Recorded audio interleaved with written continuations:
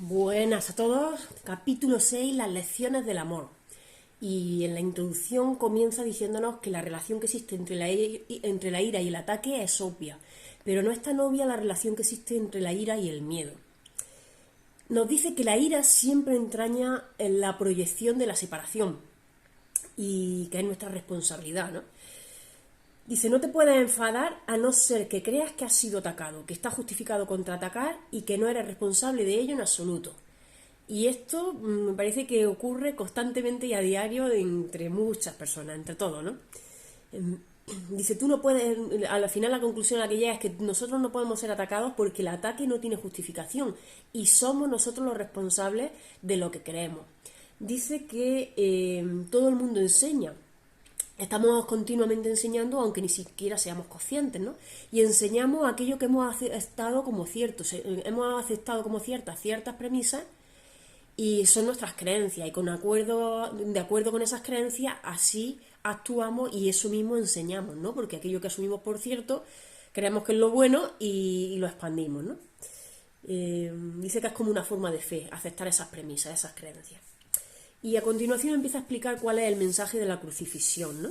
Y leyendo este capítulo me he dado cuenta que tantos años de religión, ¿no? De catequesis, de clases de religión en el colegio, yo nunca había entendido esto así. Tantos años y años, horas y horas de clase, de religión, de catequesis, de todo, y nunca lo había entendido. Y la verdad es que esta interpretación me gusta muchísimo más, ¿no? Dice que la crucifixión no se puede entender como una forma de castigo, ¿no? Que es como se ha entendido muchas veces.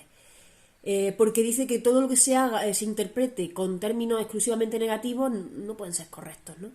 Dice que la crucifixión no es más que un ejemplo extremo y que es como un recurso de aprendizaje. No quiere decir que nosotros tengamos que pasar por algo tan extremo. Simplemente tenemos que aprender cómo reaccionó Jesús en aquel momento tan extremo y sacar la lección, ¿no? Dice que la mayoría de la gente interpreta aquello con miedo y por lo tanto lo interpreta mal. Y que de lo que se trata, de que la crucifixión simplemente es una forma de liberarse del miedo, ¿no?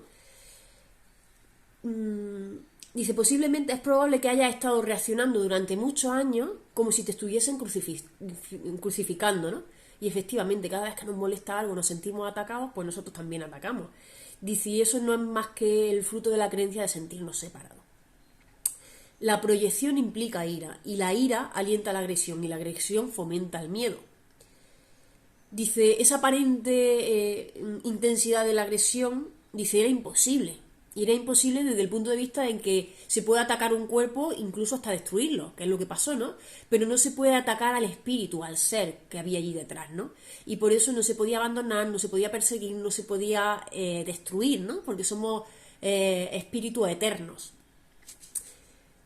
Y dice, en la medida en que creas que la justifica estarás aceptando las premisas falsas y enseñándoselas a otros. Es decir, si tú crees que eres destructible, pues eso mismo le enseñará a otro. Dice, el mensaje de la crucifixión fue precisamente enseñar que no es necesario percibir ninguna forma de ataque en la persecución, pues no puedes ser perseguido. Si reaccionas con ira, tienes que estar equiparándote con lo destructible y por lo tanto viéndote a ti mismo de forma demente.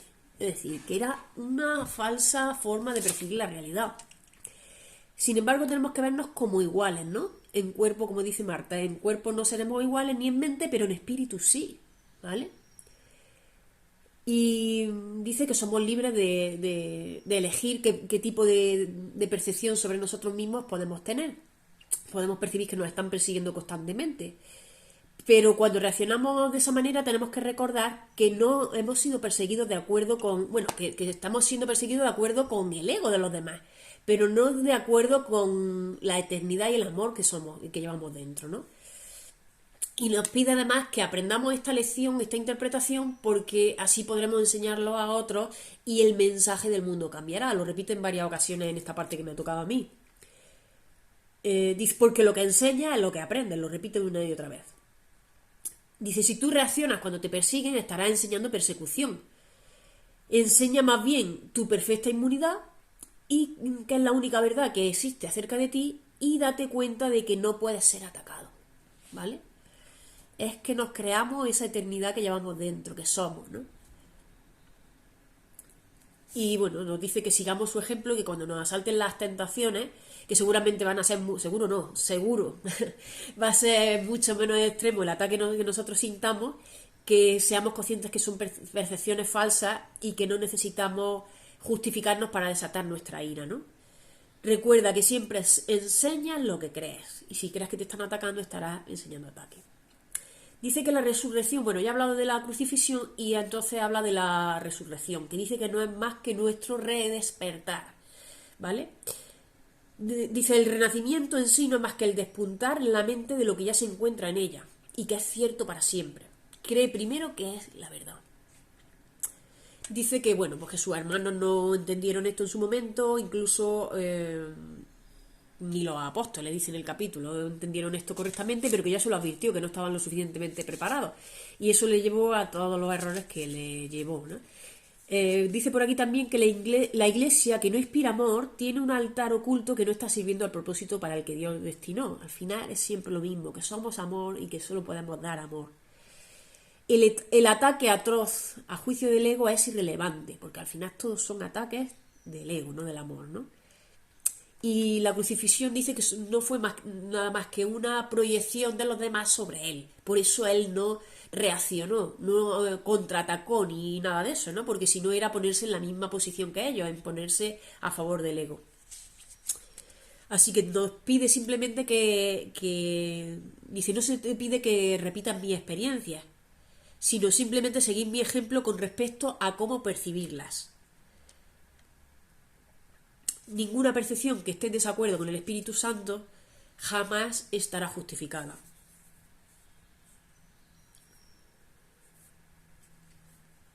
Dice, mi voluntad junto a la de Dios es que ninguno de sus hijos sufran, con lo cual esta es la manera de no sufrir, no hay otra, ¿no?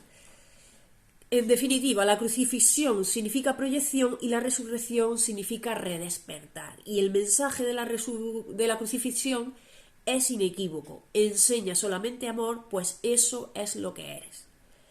La crucifixión es una llamada a la paz y sin embargo lo malinterpretaron pensando que era la ira de Dios o que era el sentimiento de culpabilidad, pero no es eso, ¿no?